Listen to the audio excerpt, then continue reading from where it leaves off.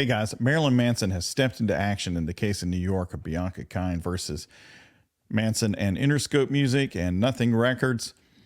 Last time we talked about this case, he had taken some lumps out in California in the Wood Gore case and the anti-slap motions there on the short end of the stick, certainly, but with some interesting twists left on the strategy side, as well as some things left in the lawsuit that the Manson cases is covering that support Manson's contentions. So it was definitely a big defeat for him, but like a lot of things, you need to look through the rubble and you still might find a diamond or two there.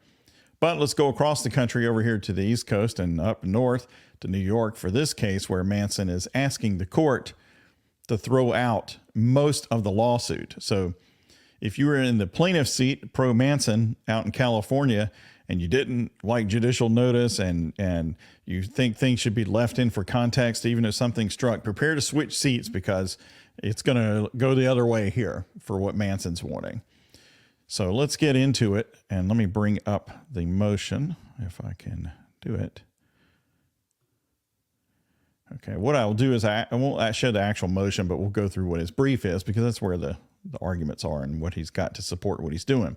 So this is his memorandum of law to support his motion to dismiss and strike.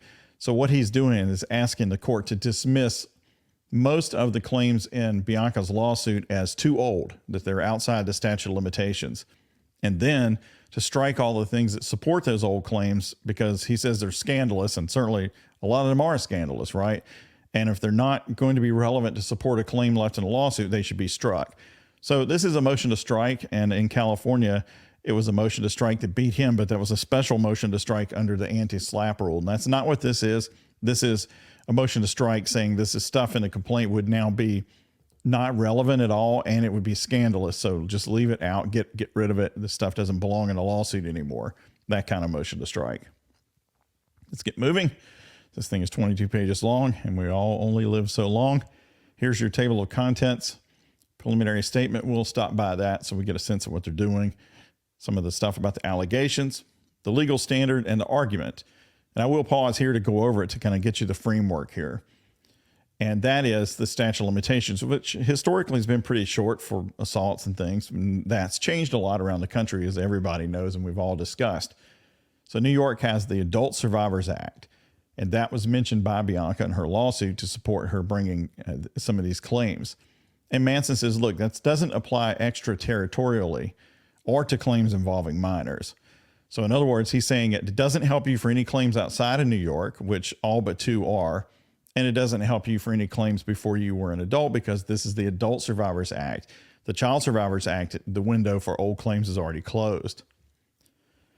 He says plaintiff's causes of action from out-of-state conduct, and we're talking about Louisiana and Texas here, they're time barred. New York also has a borrowing statute that says even if you're inside of the New York statute of limitations, if your cause of action accrued somewhere else, so like it was in Texas or whatever, you also have to be inside of their statute of limitations. It's the borrowing statute. It's more complicated than that, but that's enough for the table of contents here. And he's saying the things that are outside of New York or in Texas, Louisiana, we already mentioned it, and that the claims in Texas, to the degree they existed, expired more than 20 years ago, and the one in Louisiana would have been 15 years ago. Then he says, Judge, once you strike all that stuff, then get rid of all this scandalous stuff in the lawsuit, which I'd called this kind of the worst lawsuit against Manson based on the things that were alleged in it. It's pretty nasty allegations. So he'd like those gone. She would like them kept in. Here's the table of authorities, all the cases they cite. We won't delve into all of those, of course, but let's keep it moving. And we are now, it looks like, on page 6. And here we go. So pursuant to the rules, he wants to dismiss time-barred causes of action asserted against him. In other words, past the statute of limitations. And then strike the scandalous allegations that are not relevant to any of the remaining timely causes of action. He's saying, look, if she was an adult in New York and something happened that shouldn't have, this stuff from 25 years ago, it doesn't have anything to do with it, and it should be taken out. It's only put there to prejudice him, not to support her actual case. That's his argument. Preliminary statement. She sued them for when she was a minor in Texas and Louisiana. A lot of this we already know. I think it is worth pointing out because it is relevant that she lives in Maryland, but she filed this action in New York. Now, she does say that some of the bad activity took place in New York, so that's okay. And it took place in other places, but Manson points out that really what she's doing here, in his opinion, is trying to take advantage of the new statute of limitations in New York and the Adult Survivors Act. It has a look-back window and all this stuff. And he calls it forum shopping, which it may be. And if you're her lawyer, if you can do that, you should do that. But he says, look, that's going to be foreclosed not only by the borrowing statute that says even if New York has a more generous statute, you have to also satisfy the other state statute. But also they have no extraterritorial application to claims like plaintiffs that are brought by non-residents and accrued outside New York. So if I wanted to go up to New York, take advantage of their generous statute of limitations for something that happened to me in South Dakota, they would say, no, we're not going to do that. We're not going to let you come to New York to fight over something that happened in some other state just because we have a cool statute of limitations now. Now, if it happened in New York, I could, of course, but that's the point. And he says, because plaintiff concedes, as she must, that absent application of the Adult Survivors Act, her claims are time barred, dismissal of her causes of action against Manson that accrued in Texas and Louisiana is warranted. She does reference the ASA in her lawsuit. I don't know that she's going to concede it like he says, but I get what he's saying here and certainly understand the logic. All right. Summary of relevant allegations. When she was 16, these things happened that were bad. And in New York, other bad things happened, allegedly. All right.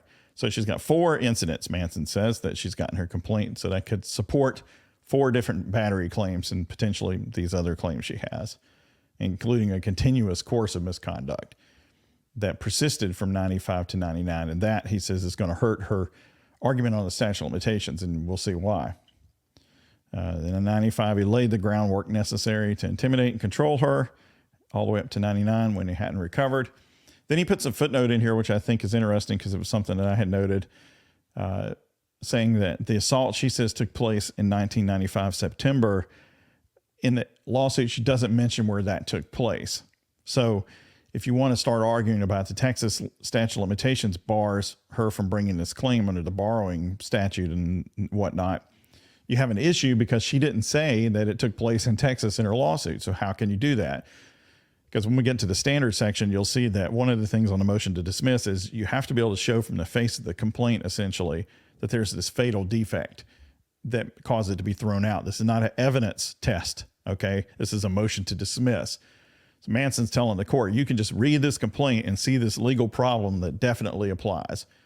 So that's a very limited thing. It's normally very hard to win motions to dismiss. But a statute of limitations is certainly a case where you would hope to be able to do that, because when there's dates asserted, they're either inside or outside the statute of limitations, right? But here, because we're talking about different jurisdictions, it can matter, well, where did it happen? Now, here's where, if you were questioning judicial notice out in California and maybe not liking it, you need to be a fan of it if you're pro-Manson, because Manson says the court may take judicial notice that the concert was in Dallas, Texas, a fact that is capable of immediate and accurate determination by resort to easily accessible sources of indisputable accuracy. And I think that's fair, right? I think that's fair. Now, just like out in California, when the judge said, well, I'll take judicial notice there was a lawsuit filed or whatever, that didn't mean that she's agreeing with it. And here, if the court says, well, we'll take judicial notice that this occurred in Texas, that doesn't mean the court has anything to say about whether an assault occurred or not, just that we will acknowledge from the date of where it was alleged to be that from public information, that's where he was, because it's not in the complaint. And you see, even Manson knows this is not a 100% argument, because down at the bottom, he says, otherwise, Manson respectfully moves for a more definite statement identifying the location of the alleged incident. So he's saying, hey, court, if you won't take judicial notice, then order them to say where this occurred. So I think that's fair. I mean, really, the plaintiff shouldn't fight about that because it was in Texas, but we'll see, right? We'll see, because the one thing you want to do if you're the plaintiff is say on a motion to dismiss, if they can't show you just with the complaint, then my lawsuit should be thrown out, then it needs to remain. Of course, it could be thrown out later on other things, and he may get this motion for definite statement if the judge doesn't want to take judicial notice, whatever. Point is, you're now a fan of judicial notice if you're a fan of Manson. All right, let's proceed upward and onward. So she alleges these claims for battery, negligence, supervision. All right, so the claims against Manson are for the battery and the intentional infliction of emotional distress. And Manson says, look, 2 of those were in Louisiana and Texas, 1 each, and 2 in New York. And I'm not arguing at this point that those should be thrown out because, again, this is just a motion to dismiss. But he will make an argument that the intentional infliction of emotional distress claim should be thrown out because he says, because she said that that all started back when she was a minor and during these times in Texas and Louisiana, that's the place where the cause of action accrued, even if it continued into New York. And when you look to test it against the statute of limitations, you look back when it accrued. In other words, when it first started happening. And based on that, it has to satisfy that state's statute of limitations, and it doesn't. That'll be the argument. Legal standard. On a motion to dismiss a cause of action as barred by the statute of limitations, the defendant must establish prima facie that the time within which to sue is expired. In other words, it just needs to be there on the face of the lawsuit pretty much. If they do that, the burden shifts to the plaintiff to raise a question of fact as to whether the statute of limitations has been told, an exception to the limitations period is applicable, or the plaintiff actually commenced the cause within. So, we don't have yet, of course, her attorney's counter arguments either for the legal basis that Manson's going to assert that we'll look at, or for anything that would counter those outside of that to say, hey, Manson's right about this, but there's an exception and we come under it. We haven't seen whether they're going to be able to make those arguments or not. So keep that in mind, because in my opinion, just reading Manson's brief, he's got a very strong arguments here and he should win, but haven't seen the other side yet. All right. Then they say we can, move to strike scandalous or prejudicial matter if it's unnecessarily inserted in a pleading, which he says would be the case if these old things are struck. A reasonable argument for that, I think, if he were to win all the motions to dismiss. All right, let's get up into this argument. The amended complaint establishes on its face that the cause of actions or the causes of action rely on injuries in Texas and Louisiana.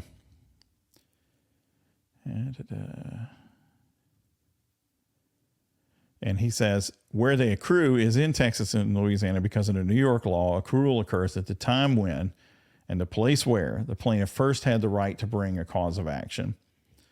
So if he assaulted her in Texas, it would have obviously arisen there. And also the same thing in Louisiana. And if you have a continuous course of conduct for intentional infliction of emotional distress that started, say, in Texas, then his argument is, well, you got to go back to Texas for that because she's the one who says that's where it started.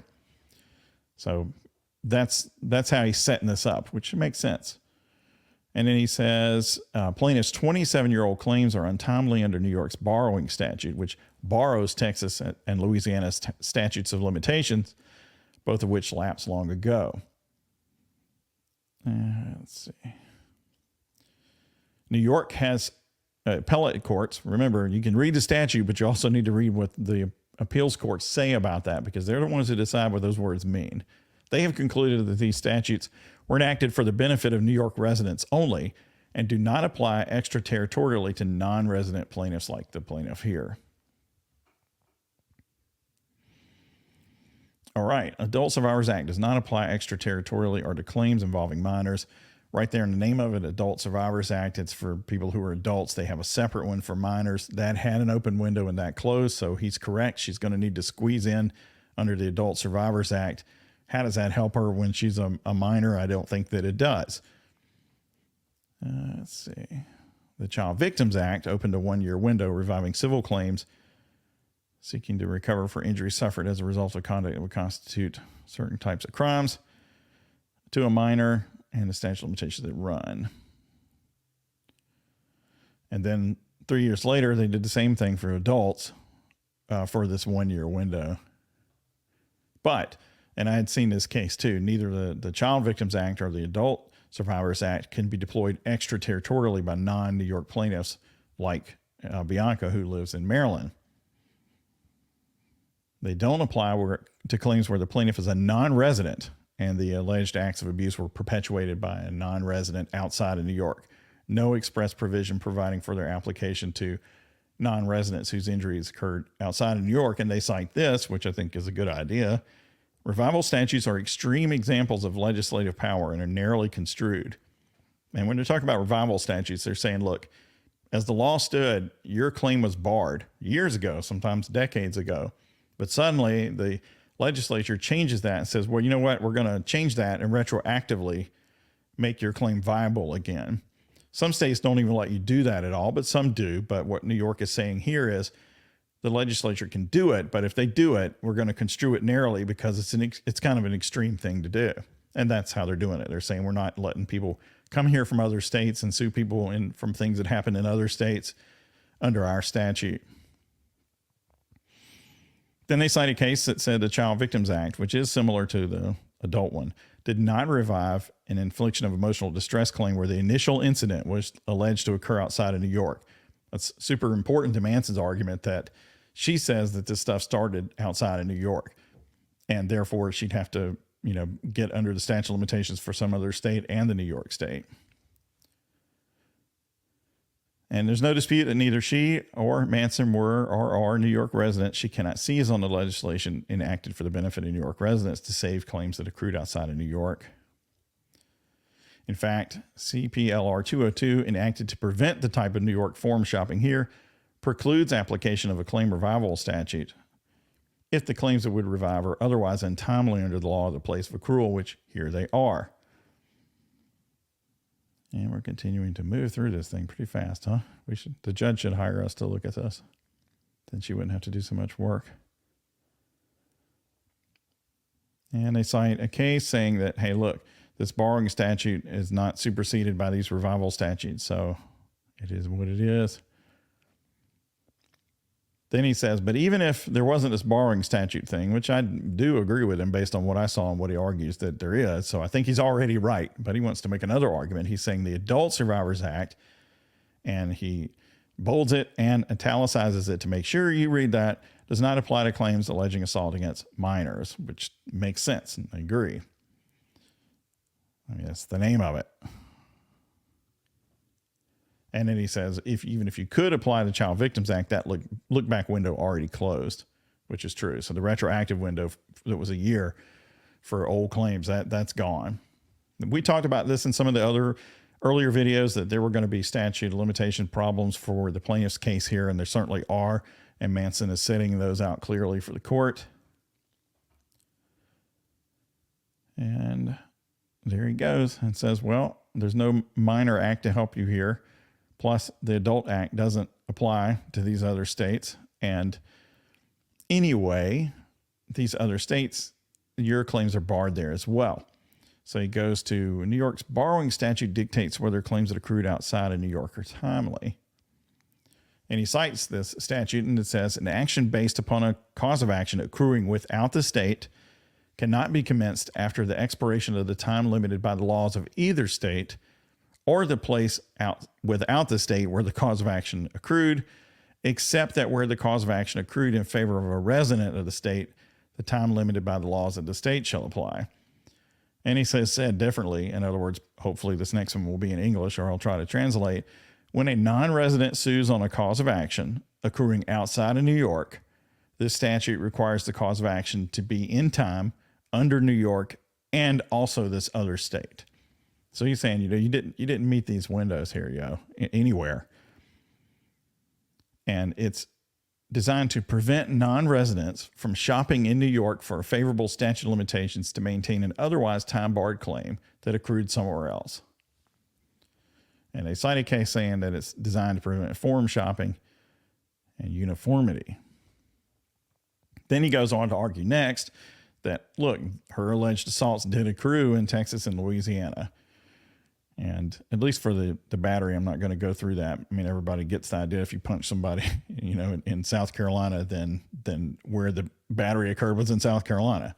So if he did do what she said he did, it occurred in Texas and Louisiana by her own allegations for the first two alleged assaults. So we will slip on through this, but it's kind of sad to have to cite so many things just to support that, isn't it? So here he finally gets down here and says a battery of cause of action for Texas accrued in Texas. Okay.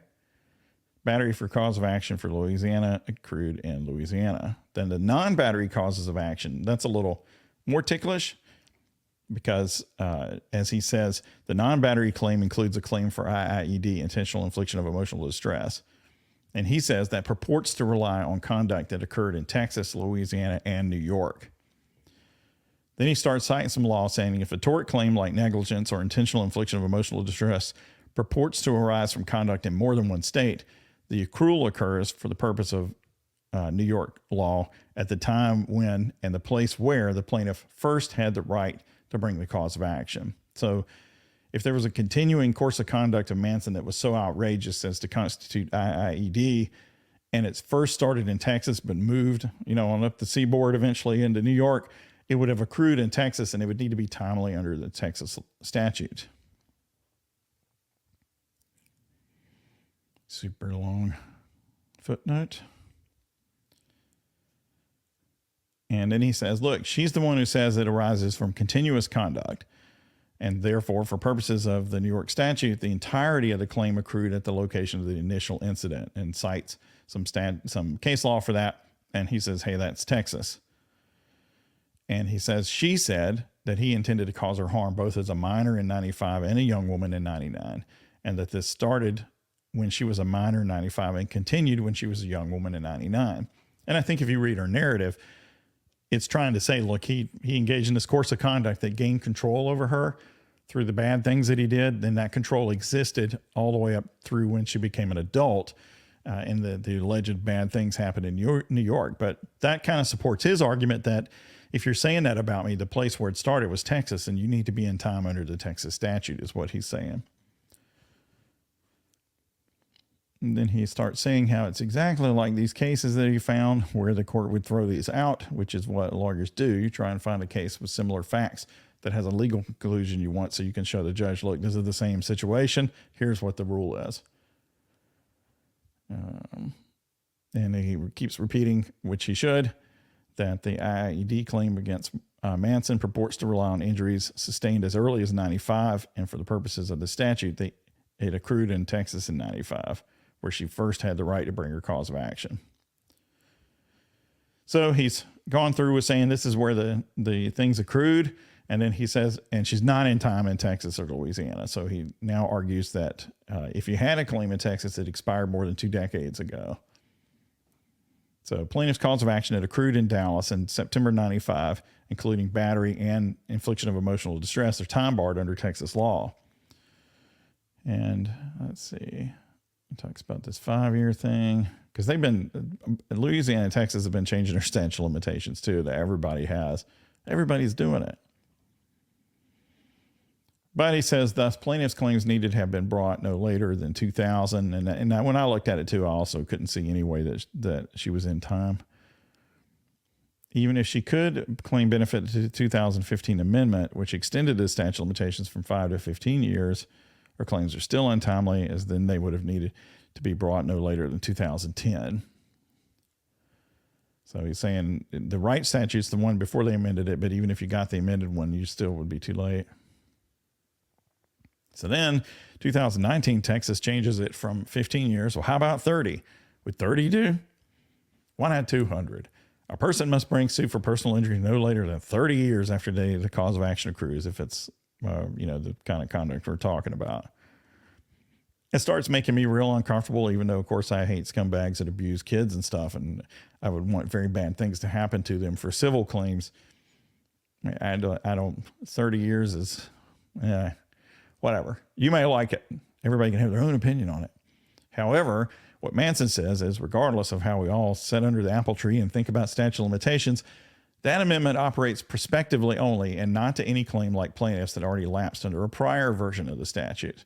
So even once you start thinking about it theoretically, he's saying you don't need to, bro, because it doesn't apply backwards. And then he cites some comments from Texas that say that. So he has all these arguments about how come she's expired in Texas, therefore it doesn't help her to sue in New York because the Texas statutes run out too. And he does the same thing in Louisiana. It's over 15 years ago. And we'll move through this because, of course, they have also amended their statute of limitations recently. So let's get to that. Plaintiff cannot exploit recent amendments to the statute that eliminated the prescription period. That's interesting. So maybe they're saying here, I'm not going to go look it up, that there's no longer a statute of limitations at all for civil claims of battery, kind of, child assault. And again, not real comfortable with that because, okay, for example, here in North Carolina, there's not a statute of limitations on felonies, but to be charged, first, you don't have somebody, trying to get money. You have the state. So the state has to be motivated to bring the charge. And then they have to believe they have evidence that would prove this beyond a reasonable doubt. Whereas in a civil case, the remedy is money and the burden is only more likely than not. So a lot easier to get a lawsuit going than it is a criminal prosecution. I mean, look in California, Manson hasn't been prosecuted or told he's not going to be prosecuted yet. The civil cases have been going on for a couple of years now. So I don't really like it as a civil litigator, but I can understand, the other perspective. All right. However, Louisiana says it's unconstitutional to apply that retroactively to claims already prescribed. So he's saying you can't even use the Louisiana one because their own law says, well, this is only going forward, not going backwards, kind of like this Texas thing. So therefore it would have expired in 2007. So there's his arguments that you're not inside the New York, you don't get the protection of the New York statute of limitations. And even if you could, then you have to meet these other states' statute of limitations for these claims, and you're barred under those. I think he's right. I mean, you can look at this, read it yourself. I think he's right. Still need to see the other side of it, whether they poke a hole in this that I didn't see or certainly wouldn't be contained in this brief, or they come up with some exception, equitable tolling or whatever like Bianco did, but I doubt it. Then he moves on to his final request, saying, okay, all that's gone. Now, plaintiff's scandalous allegations relating to only the time bar claims should also be stricken. Now, you remember in California that in the motion to strike under the anti-slap, they were successful in getting the judge to say, look, you didn't show me where, say, the FBI letter was used for this recruiting, so I'm taking it out, and struck it in the fact portion. And Manson's argument was, well, it should still be left in for context, that shows the motivation of these people for the remaining causes of action. And some people grasped onto that and said, yeah, I mean, you got to be able to show the context. It's certainly relevant to, what she was doing and what her mindset was and what she's capable of. And for some of that stuff, I agree. But here Manson is saying that, okay, these things that that she's saying show that I'm the kind of person who would do this sort of stuff. You got to throw it out, Judge, because it all relates to all the super old stuff that you're throwing out. So it's not proper context for the remaining causes of action of an adult in New York. And I'm going to bet that the people who support Manson will largely say, yes, that should all be struck out, that this stuff shouldn't be allowed to be in there because it is simply scandalous and it doesn't relate to her adult-based battery claims in New York. Get it out of here. Either way, he's taking that tact at this point, and which is certainly understandable. And he's saying with no timely cause of action arising from acts against minors, the litany of scandalous allegations about minors and acts against minors should be stricken. And that there's a rule that says you can strike this scandalous stuff. So again, this is not really an anti-slap in terms of, strategic lawsuit against public participation. This is just a normal kind of rule of civil procedure that if there's junk in a complaint that's really bad but not relevant, you can get it moved out. Applying this rule, courts have repeatedly held that matters that are unnecessary to the viability of the cause of action and would cause undue prejudice to the defendant should be stricken from the pleading. And that's his argument here. And he's saying, if the two claims against me are simply these adult battery claims, then all this other stuff has no relevance to those two claims. You get the logic of that? I mean, I kind of do. What's interesting is how does this interplay, however, with the other defendants who she says, had all these negligence and that a lot of this scandalous stuff, to my mind, while it was aimed at Manson in terms of, who was in it and writing it or saying it, really was there to try and get liability established for the record companies. So if he strikes this here, is this also another case of where the record companies win? Kind of like when Wood gets the letter struck, that's also a benefit to Gore. We'll have to see, I guess. Not exactly sure how they do that. And he's the only one who's filed any response to my knowledge. I haven't seen the record companies do anything yet. I don't even know if they've been served yet. All right. So again, he's saying that, terms of assault, battery, and abuse and things like that towards minors, get them out of here. They're highly inflammatory and the corresponding claims have been dismissed. Yeah, that's a reasonable point as to Manson. The record companies, potentially different logic, and it'll be interesting to see what the plaintiff's attorney has to say about that. Scrolling through it, you can read it. Sometimes it's fun to read these things. I won't take all your time on it, but you get to see words like untethered to any timely claim, dozens of paragraphs, alleged obsession. And he's citing a case where the person put in the complaint other allegations of assault, saying that serves no purpose at this juncture, but the prejudiced defendant the court found in that case, and he's saying that's true here. Now, he also says, though, these are demonstrably false on the merits. Right? He's not conceding any of this, but he's saying, nevertheless, striking these irrelevant and scandalous allegations now would stem the prejudice that he's already suffered and will continue to suffer as a result of plaintiffs bootstrapping these heinous allegations to objectively time-barred claims. Yeah, I mean, obviously, that's his side of the story, right? I mean, this stuff is terrible. I say it's not true, but just even having to defend it muddies up the water for what should be a pretty clean look at. Was this adult assaulted in New York or not? Yeah, I get that. Kind of like, the FBI letter, could make the defendants in California look pretty bad, right? That's why they don't want it in there. And Manson doesn't want this stuff in there. And, everybody disputes everything. Wood says she didn't know about the letter. Manson says he didn't do any of this stuff. People have different views over what the facts are, but the interesting thing here is the motion to strike out California at least had a little bit of evidence going back and forth between the parties about this. This here is a straight up regular motion to dismiss, so it won't have evidence. It's supposed to be judged on the basis of the complaint only, which is taken as true for purposes of a motion to dismiss. So Manson's saying, look, we want it struck. We're not conceding any of this stuff happened, but it just shouldn't even have to be argued to find out whether it's true or not, because it doesn't relate to these adult claims. Kind of like if he'd wrecked into her car. I used that example a while back. And some people didn't like that example. But again, if she cited all this stuff about child drawings and stuff in a car wreck case, you'd say, well, get that out of there. It doesn't have anything to do with it. It would show he's a bad person potentially, but it doesn't have anything to do with wrecking a car, right? And he's saying, if you strike out these other claims, the only claims left are the adult claims, and this doesn't support that. So that's his arguments, and we'll have to see what the plaintiff has to say back to that and what the judge will do. And I don't know how New York courts are on this, if they want to spend some time on it, unclog their backlog a little bit by getting rid of some claims, or because motions to dismiss are kind of hard to win. But I think, he's got very solid arguments on this. And in my opinion, that's one of the reasons why he wanted to be in federal court, is because they have the resources to really dig into the legal elements. This thing, we skipped over a lot of it. It's 20 some pages long with a lot of legal references in it. And you could count on a federal court usually to take a close look at all these details. Not saying that the New York court would not. I am saying that a lot of times in North Carolina courts, it is hard to get enough of the judge's time if you have a very complicated motion to dismiss to really get the nuances in. So I don't know if that's the case in New York or not. But I think if the judge looks at this carefully, Manson's going to win this, unless the plaintiff comes up with something that I haven't thought of or seen yet. That would be my opinion on it, and I'd be interested to hear what yours is. And that's it. Thanks. Bye.